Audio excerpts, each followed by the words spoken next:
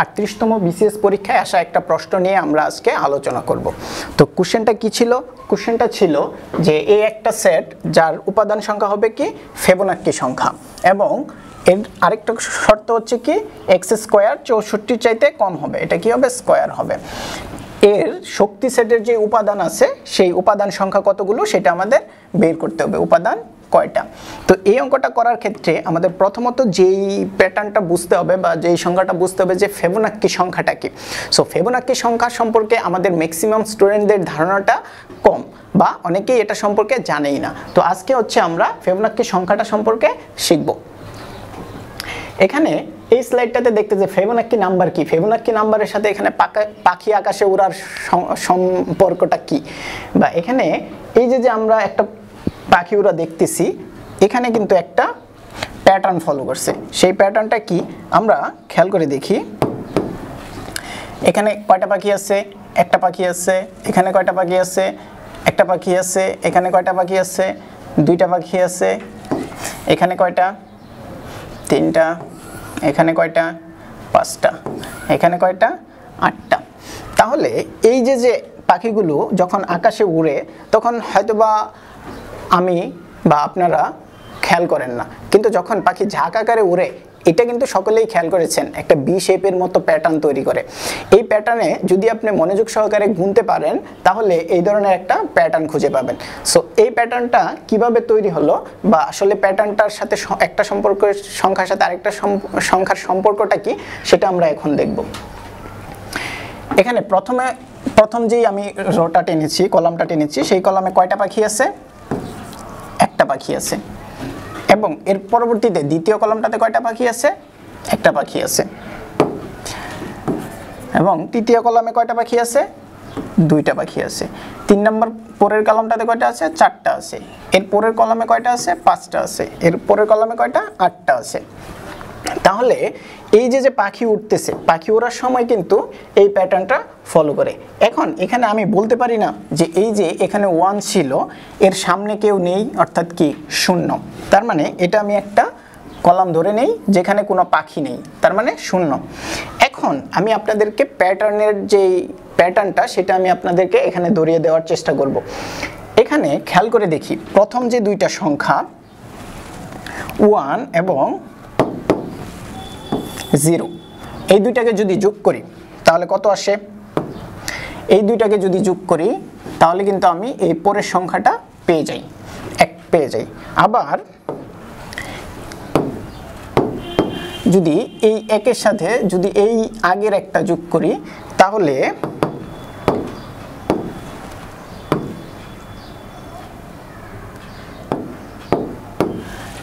কিন্তু আমি এই 2টা পেয়ে যাই। আবার এই 2-এর সাথে যদি আমি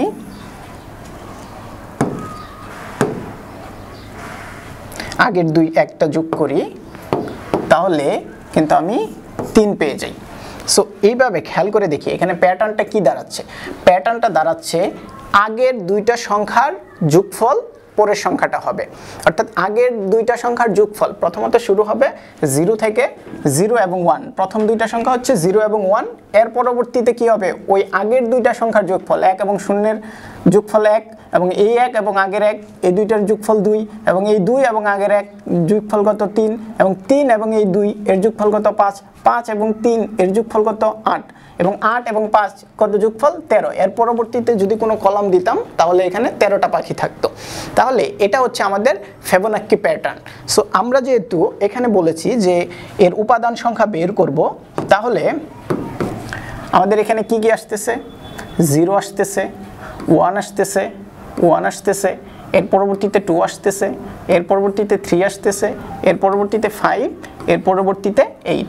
এভাবে কি আমাদের সংখ্যাগুলো চলতে থাকবে কি ফিবোনাক্কি প্যাটার্ন অনুসারে। এটাকে আমরা F দ্বারা দিয়ে দিলাম। তাহলে এই সেটের যে উপাদান সংখ্যাগুলো কি হবে? সেই উপাদান সংখ্যাগুলো যদি আমি এখানে সেকেন্ড ব্র্যাকেট দিয়ে দিই তাহলে এটা আমরা একটা সেট পেয়ে যাব। তাহলে আমরা ফিবোনাক্কি প্যাটার্নটা বুঝতে পারলাম। এখন চলে যাই আমাদের অঙ্কে। খেয়াল করে দেখি এখানে ফিবোনাক্কি সেটটা কি ছিল? সেটটা ছিল A। তাহলে এখানে আমরা কি নিতে পারি? ফিবোনাক্কি সংখ্যাগুলো কি ছিল? 0, 1, 1 2 3 5 8 এভাবে কি থাকবে, চলতে থাকবে। ঠিক আছে, এখন আমাদের 2 নাম্বার শর্তটা এখানে ফিল আপ করতে হবে। সো 2 নাম্বার শর্তটা যদি ফিল আপ করি তাহলে কি হবে, 0 এর যদি স্কোয়ার করি 64 এর কম, হ্যাঁ 1 এর স্কোয়ার করলে 64 এর কম, 2 এর স্কোয়ার করলে 64 এর কম, 3 এর করলে 9, 4 এর করলে 16, 5 এর করলে কত 25, 8 এর করলে কত 8 এর করলে কত 64। তাহলে এই যে 8, এই 8 কিন্তু আমাদের এখানে যাবে না, কেন, কারণ হচ্ছে 64 চাইতে ছোট হতে হবে। 8 এর স্কোয়ার তো 64 চাইতে ছোট না, বরং 64, তার মানে আমরা এটা নিব না, তার মানে আমাদের এখানে আসবে না। তাহলে আমাদের শর্ত অনুসারে কোনগুলো হলো 0 1 2 3 এবং 5। এখন অনেকেই বলতে পারে যে এখানে তো 1 এবং 1 দুইবার আছে, সো এখানে আমাদের যখন আমরা এই সেটটাকে শর্তটা ফিল আপ করবো তখন এখানে একটা উপাদান নিব। এটা হচ্ছে এই অঙ্কের সবচেয়ে মানে কনফিউশনের যে জায়গাটা, সেটা এখানে একটা 1 নিব। কারণ কি, খেয়াল করে দেখি 1 রে স্কোয়ার করলে 1 নিব। সো এখানে আমাদের সেটের উপাদান যখন নিব তখন দুইটা 1 নেওয়ার কারণ নাই। যখন আমরা হচ্ছে রিলেশন তৈরি করি তখন x এর মান একটাই থাকে, কারণ এর জন্য y এর মান অন্যটা পাই না। তাহলে আমাদের কি হলো, আমাদের অঙ্কে দাঁড়ালো হচ্ছে a সেটের উপাদান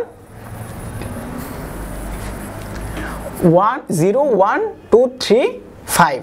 তাহলে এখানে যদি এটা যদি a সেট হয় তাহলে p অফ a অর্থাৎ পাওয়ারের যে সংখ্যা সেখানে কতটা হবে উপাদান, সেখানের উপাদান সংখ্যা কতগুলো, উপাদান এখানে থাকবে। সো এই উপাদানটার কিন্তু আমরা জানি যে কতটা হয়, সেটা হচ্ছে 2 টু দি পাওয়ার n ফর্মুলাকে ফলো করে। 2 টু দি পাওয়ার n ফর্মুলাকে যদি ফলো করে তাহলে খেয়াল করে দেখি এই যে n এখানে কয়টা আছে, 1টা 2টা 3টা 4টা 5টা, তাহলে এখানে হবে 5, অর্থাৎ 2 টু দি পাওয়ার 5 যদি হয় কত 32। তাহলে আমাদের যেই অঙ্কটা ছিল সেই অঙ্কটার সমাধান কত, সমাধান হচ্ছে 32। এখানে কি আমাদের অপশনে আছে, খেয়াল করে দেখি, হ্যাঁ বি নাম্বার, বি নাম্বারটা হচ্ছে কি আমাদের অঙ্কের যেই সমাধান, এটা হচ্ছে আনসার।